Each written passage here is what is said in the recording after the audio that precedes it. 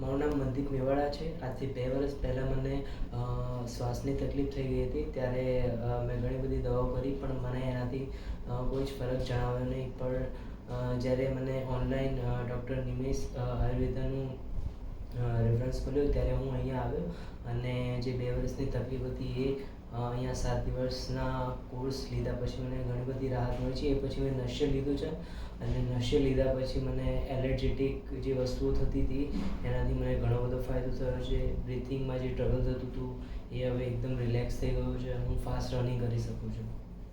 Thank you.